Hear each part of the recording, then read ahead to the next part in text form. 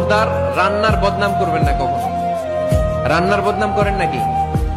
এটা ঝাল হইছে, ওইটা মজা হয় নাই, এটা টক হইছে, এটা লবণ হয় নাই, এরকম আছে না নাই? লবণ হয় নাই, বউরের তালাক দিছে, এরকম আছে না নাই?